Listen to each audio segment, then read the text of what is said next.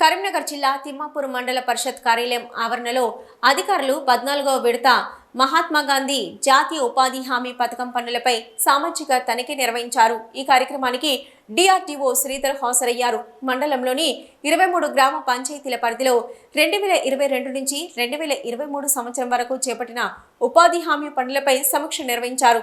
ఉపాధి హామీ పనుల్లో చేసిన కూలీల పేర్లను ఆన్లైన్లో సరిగా నమోదు చేయకపోవడంతో కూలీలు నష్టపోయారని అధికారులు గుర్తించారు.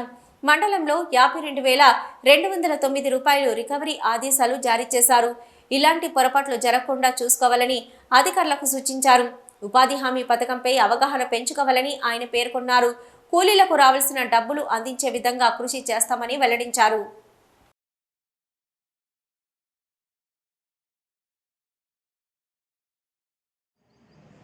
తేదీ 1/4/2022 నుండి 31/3/2023 వరకు ఉపాధి హామీ పథకం సామాజిక తనిఖీ కార్యక్రమాన్ని నిర్వహించారు. ఇటు కార్యక్రమంలో డిఆర్డీఓ గారు మరియు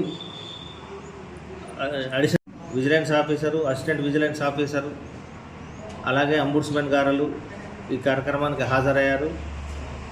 ఇటు కార్యక్రమం ఎస్ఆర్పి గారు, డిఆర్పి గారు, పంచాయతీ కార్యదర్శులు, ఫీల్డ్ అసిస్టెంట్లు అందరూ కూడా హాజరై తమ తమ గ్రామ పంచాయతీల వారీగా జరిగినటువంటి ప్రగతి నివేదికలని, వాళ్ళు చేపట్టినటువంటి సోషల్ ఆడిట్ నివేదికల్ని చదివి వినిపించారు.